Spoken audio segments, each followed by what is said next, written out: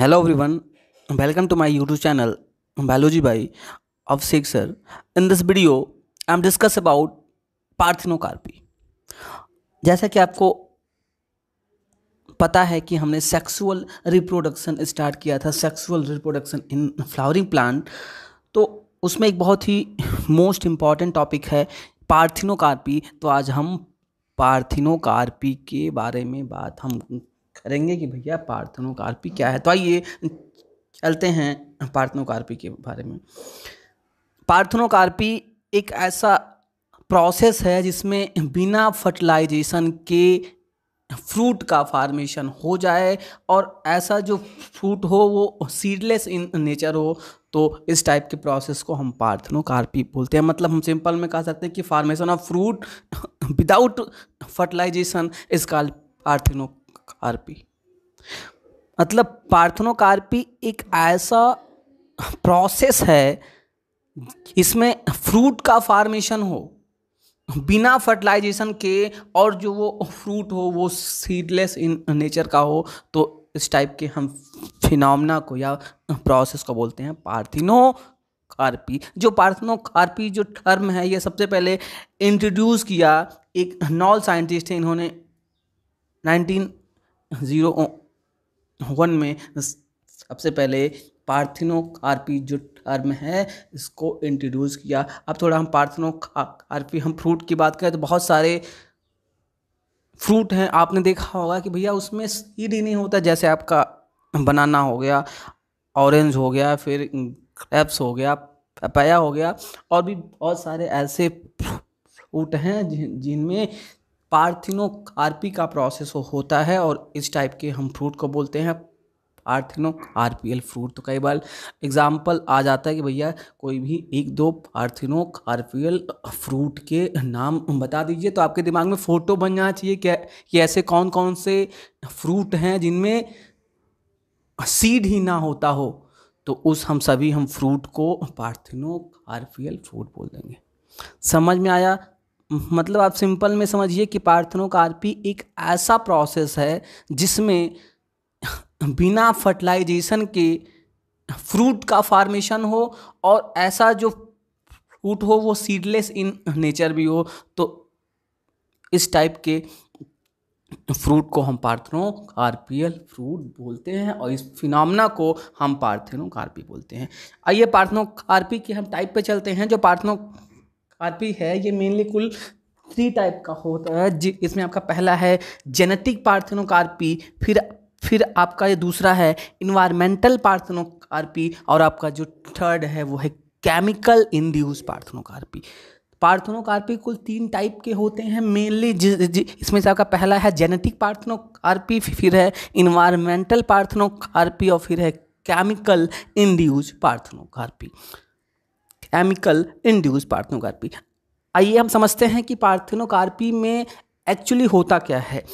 Actually होना क्या चाहिए? होना चाहिए कि भैया अगर ये ओव्यूल है तो ओव्यूल के अंदर मेल गैमेट आए और एग से ये फ्यूज कर जाए, और फ्यूज करने के बाद ये जो ओवरी वाला जो पार्ट है ये सीड का जो ये ओवरी वाला जो पार्ट है, ये जो आपका ओवरी वाला जो पार्ट यहाँ पे आपको दिख रहा है, ये ओवरी वाले पार्ट से ही फ्रूट का फार्मेशन हो जाना चाहिए इन जनरल। लेकिन इसमें क्या होता है पार्थेनोकार्पी में क्या है कि फर्टिलाइजेशन ही ना हो।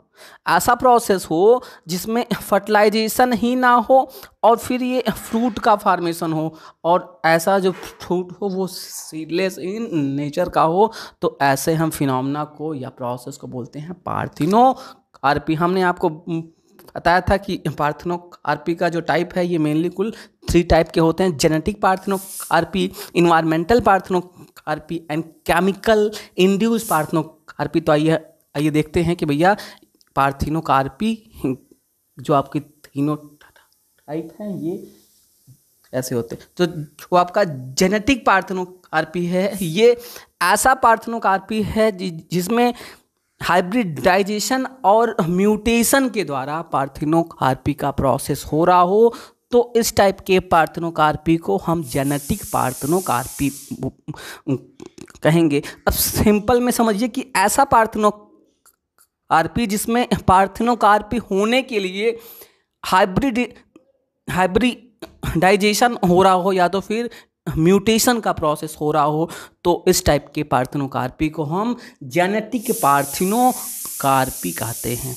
अब हम अगले पे चलते हैं। अगला है इन्वायरमेंटल पार्थेनोकार्पी। इन्वायरमेंटल पार्थेनोकार्पी एक ऐसे टाइप का पार्थेनोकार्पी है जिसमें इन्वायरमेंटल फैक्टर इन्वॉल्व हों पार्थेनोकार्पी के लिए, तो इस टाइप के पार्थेनोकार्पी को हम इसमें इन्वायरमेंटल फैक्टर इन्वॉल्व होते हैं उसे हम इन्वायरमेंटल पार्थेनोकार्पी बोलते हैं। अब इन्वायरमेंटल फैक्टर की बात अगर हम कर रहे हैं तो हमको समझना होगा, फॉग हो गया, हाई टेम्परेचर हो गया, या फ्रीजिंग हो गया, मतलब कि बहुत ठंडा इन्वायरमेंट हो, तो इस कंडीशन में भी ऐसा रिपोर्टेड है कि पार्थेनोकार्पी का प्रोसेस हो जाएगा। अब हम अगला देखते हैं जो हमारा ये लास्ट है, केमिकल इंड्यूस पार्थेनोकार्पी। कुछ केमिकल का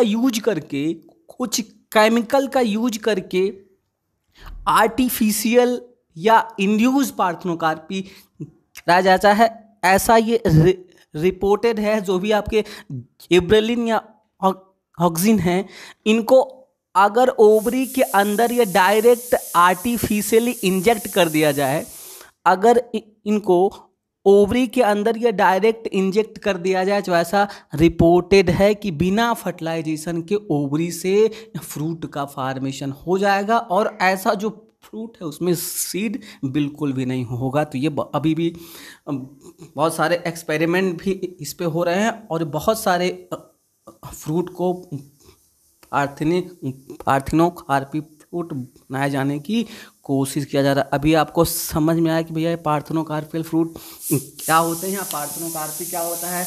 आपको फिर से हम बता दें कि पार्थेनोकार्पी एक ऐसा प्रोसेस है जिसमें बिना फर्टिलाइजेशन के फ्रूट का फार्मेशन हो जाए, और जो वो फ्रूट हो वो सीडलेस इन नेचर हो। तो ऐसे फिनोमेना या ऐसे हम प्रोसेस को बोलते हैं पार्थेनोकार्पी, और ऐसे हम फ्रूट को बोलते हैं पार्थेनोकार्पियल फ्रूट। तो हाँ, हमको लगता है आपको समझ में आ गया हो। अगर वीडियो आपको अच्छा लगा हो और आप चैनल पे नए हो तो चैनल को सब्सक्राइब करना बिल्कुल मत भूलें।